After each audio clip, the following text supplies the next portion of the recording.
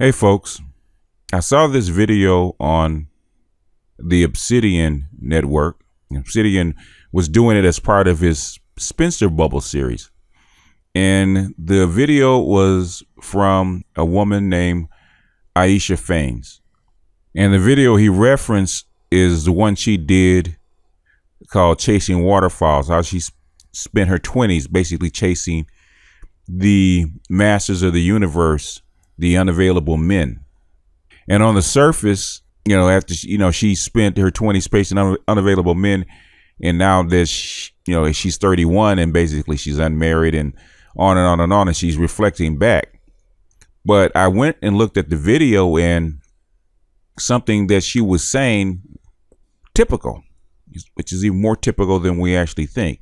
Now, it's not unusual for women, black women especially, to chase the masters of the universe if you can get them. Then that's not what caught my eye or caught my ear. What caught my ear was she was telling a story about how she got hooked on chasing these so-called masters of the universe. And it all started when she was in college. And I'm going to let her tell a story because it's something that we always talk about on this channel, which is how important the imprint actually is, and how women especially keep chasing the same kind of guy. But I'm going to shut up because her story is quite long. I probably cut it in half, maybe even a little bit more. But this dialogue is probably like 8 or 9 minutes. You know how women talk. But if you listen very carefully, it definitely describes what we have been talking about over and over again, is the imprint, and how important the imprint is in a woman's love life. So without further ado, I introduce to you Aisha Faines and her story of chasing waterfalls. And this time he came up to me, and I had done some research. I had found out that he was a senior.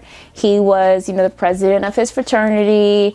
And this time he came up to me and he really introduced himself, and we had a conversation, and he invited me to this little after party. Long story short, we start talking, right? I'm 18, he's 22, so we're really just talking, okay? And this goes on for about a month, 2 months. And finally my friend comes to me and they go, "Oh, did you hear that so-and-so was in a relationship?" And I was like, "Wait, the so-and-so I'm talking to?" And he's like, "Yeah, I heard he's, in a relationship." So of course I confronted him about it, and I said, "Hey, somebody's telling me that, you are involved with somebody I didn't know." And he's like, "Oh, no, that's not the case. That's not the case." And I was like, "Okay." And I was like, "Well, because I can step back." And he's like, "No, that's not the case. And furthermore, I really, really like you, and I want to, continue seeing you. So, I hope you don't, get discouraged." And so I was like, "Okay, that's cool." So we keep seeing each other. And lo and behold, I discover probably by the end of that very first semester, my first semester, and I stressed that I was a freshman, because freshmen, you don't know what's going on, you don't know who's dating with who, you don't know who's been with who, you just knew, right? I find out he really is seeing somebody else, and I never really knew the extent, which is probably why I was able to kind of push it to the back of my mind. But he really was seeing somebody else. So by this time I was young, I was 18, and I really, really, really liked him, and I continued to see him. And if I had to do it over again, I would not have, but I continued to see him, and I was essentially sharing this person. This man was pretty much unavailable to me, right? And so then he graduated, and that was really good, and we went some time without talking. I was kind of like, bye-bye, good riddance. I found other men to deal with, and then we would reconnect, and we would be off and on. And then fate intervened, and I got a job that was very far away. And so at that point, we kind of became friends. And, I never really thought about it that much afterwards. We became friends. We kept in touch. My taste changed. I ended up dating other men, and they were always men who were kind of too good to be true men. They were the men who flew on private jets, men who ran businesses, men who founded startups. They were always the dreamy men. Never like just a good old normal, you know what I mean? A good old normal relationship. It was always men who were kind of like the playboys, the pretty boys, the bachelor, the perennial bachelors. I always fell for that same type. In fact, the reason why I became so fascinated and interested in the art of seduction was because for me, throughout my 20s, I never knew what it was like to be in just an easy, heart-based relationship where it's just like you can just be you. I only knew like the highs and lows. I only knew like hope and despair, passion and angst. I only knew these relationships where we were playing like games of cat and mouse. And granted, I became very good at cat and mouse.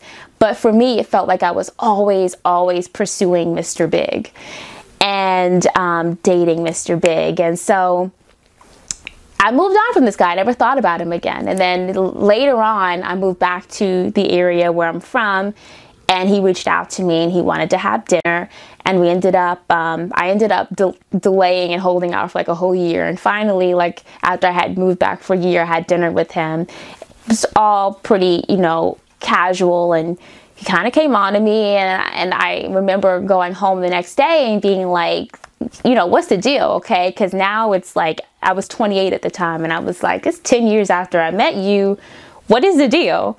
And he's like, okay, so I got to be honest with you. And he basically said he was still seeing the girl that he was seeing way back when we were in undergrad. So at that point I was like, okay, I'm not going to do this again. I'm too grown for this. And honestly, like I've moved on. So I felt bad for like a day. I didn't know why. And I let it go.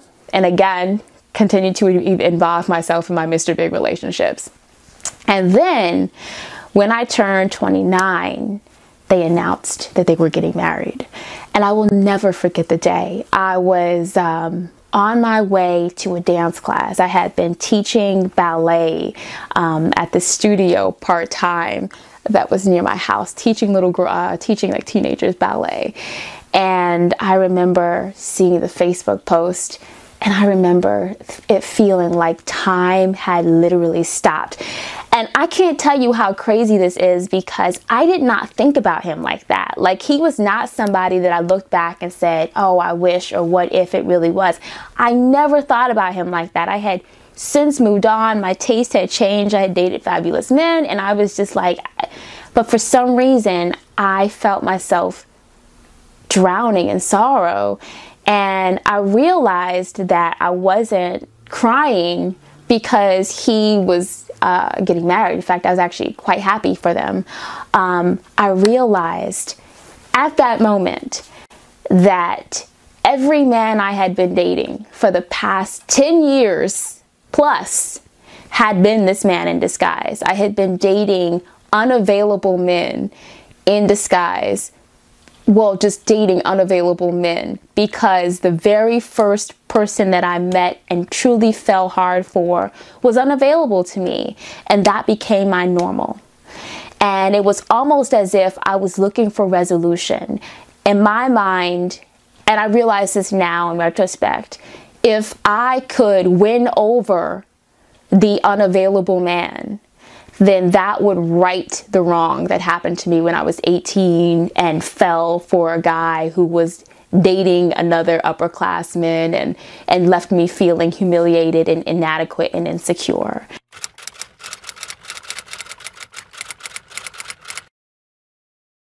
Because I had been in this relationship when I was very, very young, 18, and very impressionable, and I was made to feel like the number 2 girl. I was made to feel inferior. I was made to feel small. I can remember having, there's so many stories that I don't even remember at this point, but this one stands out. We had been spending time together probably the day before. And the next day, I remember I was walking to class on campus, and it was pouring down rain. Now, I went to school in New Haven. So anybody who's familiar with New Haven knows that it is like gray and stormy, like 200 days out of the year. It was pouring down rain. And I remember crossing the street, and I could see in the distance two people, and they're walking under one umbrella, and I could see the guy, you know, holding on to her and making sure she didn't get wet. And it was so touching that it caught my attention. And I looked closer and I realized it was them.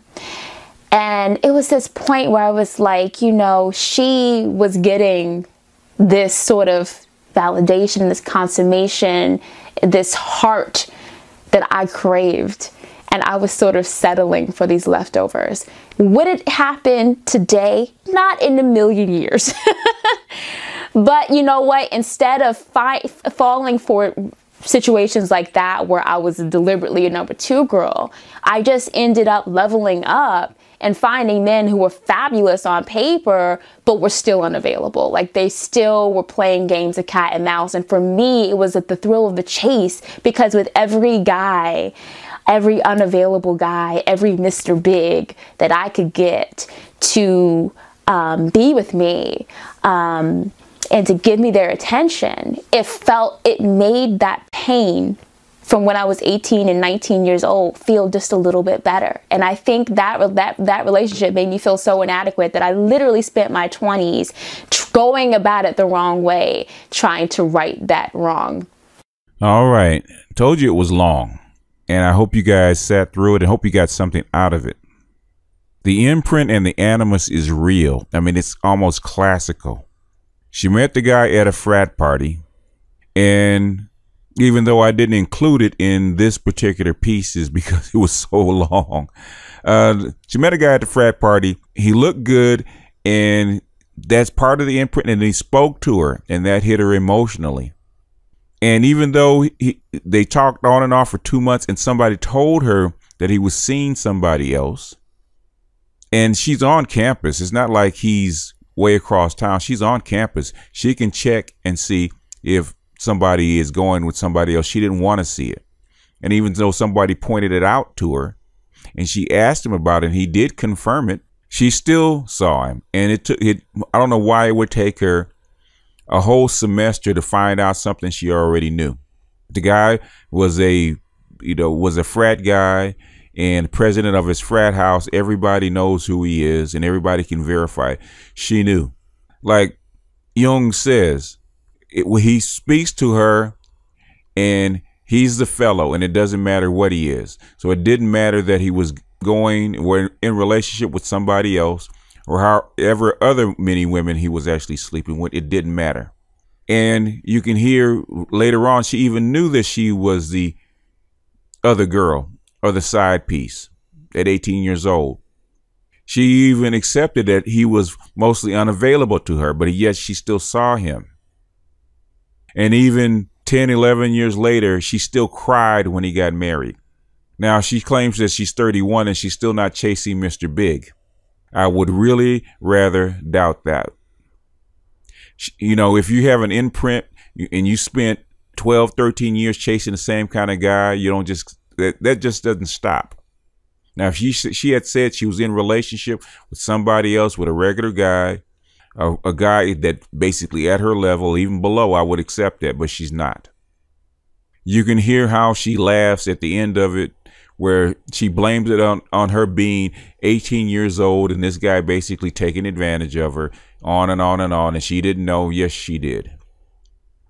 And yes, she did accept it. And yes, she did accept her feeling bad about it.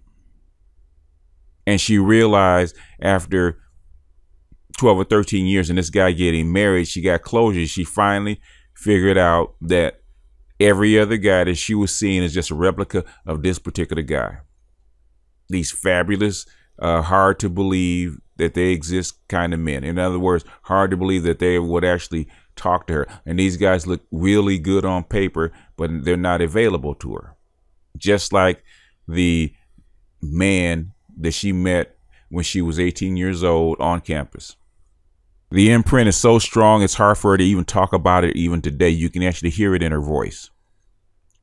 And for women, all women, this is one of the toughest things that they have to admit, that they're vulnerable to this kind of thing. They're vulnerable to a certain kind of guy. Because All women want to think that they're in charge of their mind, their emotions, and their sexuality. And basically they are, except when it comes to a certain kind of guy. Everybody has a kryptonite. Everybody has a weakness. I've been talking about this for a very long time. I pointed this out looking at the series Insecure. I pointed it out several times. Aisha Fain is a 92 octane woman. She's a Molly. This is Molly in real life. People always think that I'm exaggerating. All Mollies or 92 octanes want to be the 100 octane, the baller girls.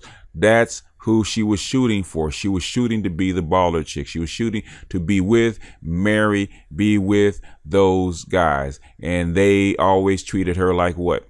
A side chick, cat and mouse. If she had gone into detail about her other boyfriends or relationships in her 20s, you'd have seen a very similar pattern, that she was always number two.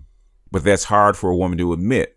A woman always wants to be the prize. I can't blame them. Everybody wants to be a prize, but especially a woman wants to be the prize and be valued. The 100 octane chick is the alpha female of females.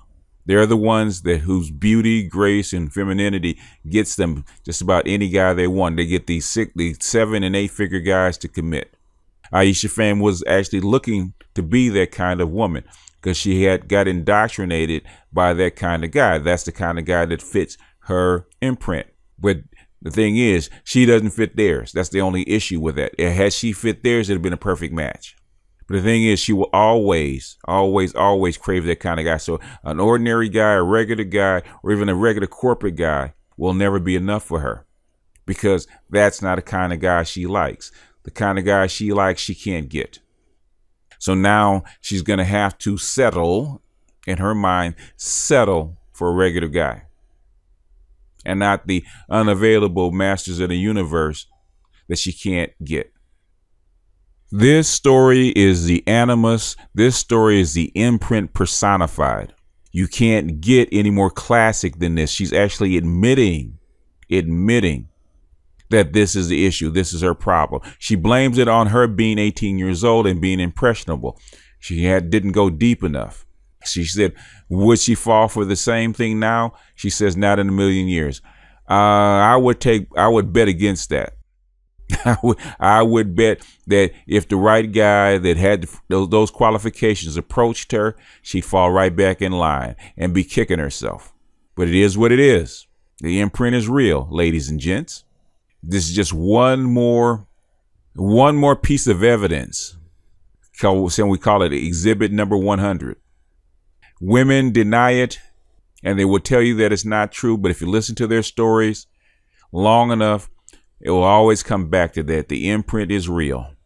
The imprint is also generational, as I actually illustrated numerous times. And until we get to the bottom of it and actually admit that it exists, you can never, ever, ever get over it, because it's like being an alcoholic. You know what you like. And if you're not careful, you're going to chase the dragon like this young lady did. She chased her imprint until she couldn't chase it anymore. And the only thing that broke her imprint, broke this cycle, was that her first alpha got married. And she finally had to come to terms with it. In fact, she even calls it closure. So I suggest that if you're interested in it, go back and hit the link and go back and look at the whole video. Her story is actually very interesting. In fact, her whole story is interesting, because I do believe her father is a judge. And I would bet that there's some similarities between the men that she's chasing and her father. But with that, I'm going to end this one. I think this one's long enough. And BGS out. I'll see you guys on the next one.